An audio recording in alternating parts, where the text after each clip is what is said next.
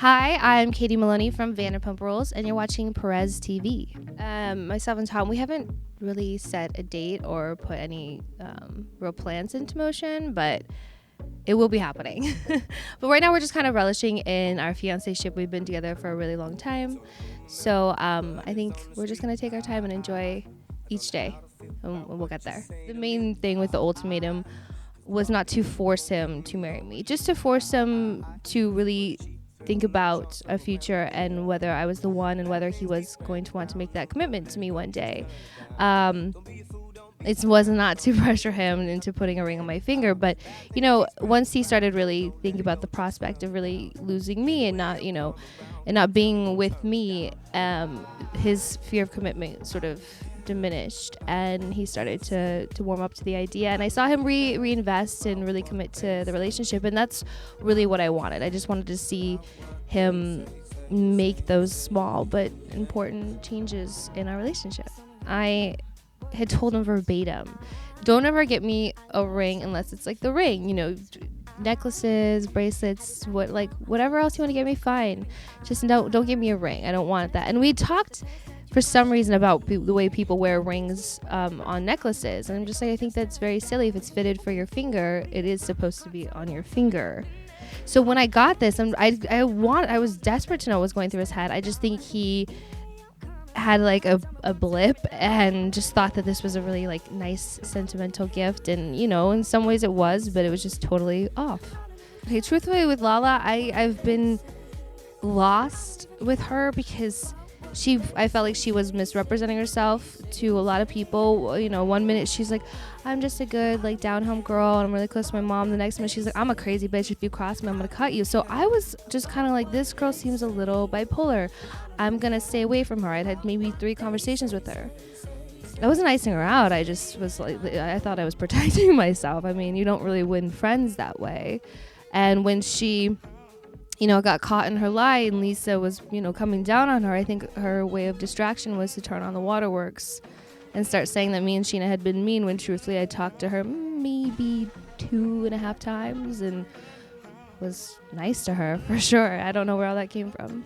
Jax is a freaking fool. Sorry, Jax, but I got really mad at him. I'm like, why? I'm not a bully. First of all, I introduced you to your girlfriend. I wasn't exactly bullying her, and I also was trying to vouch for her to get a job at SUR. So before you start throwing me under the bus to Lala about being a bully and running new girls out of SUR, I've never done that, and he knows that. I felt like he just was trying to win her over for his own personal reasons, perhaps. But yeah, he was an idiot for saying that to her. I really do like Brittany. I wasn't really friends with Carmen. Didn't really care for her. The other one, they were only around so fast, I could barely get to know them. But I think Brittany is probably my favorite one, especially for him. I think that she might actually be the one that kind of gets him to calm down and gets him to settle down a little bit. That is $1 million question. I don't know why Jax can't seem to just calm down and not cheat on girlfriends. I mean, I will say with Brittany, he hasn't cheated. And I don't want to say yet. I'm just going to say he hasn't cheated. Because I hope that doesn't happen. As far as Kristen and James, Kristen was being a little shit. So yeah, I did feel for James. And I know I saw that he really loved her, and he just was young, and she just had him on a little string. But now, learning more about their relationship, I definitely have switched teams. I've seen James just get drunk and just be so inappropriate and be so mean, and then the next day be like, oh, I don't even remember, mate, I'm sorry. And then everyone's like, yeah, it's cool. And to see kind of some of the stuff that's coming about with him and Kristen, with him cheating as a result of that same behavior. I mean, he's reckless.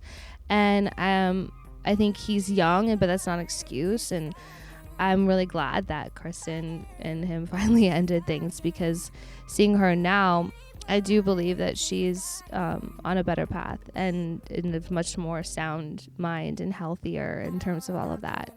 And James is just still getting drunk and acting a fool and then apologizing. As far as Stassi coming back, I would say expect the unexpected. I mean, yeah, she's back, but I don't think you can expect for reasons why. I mean, I didn't know either.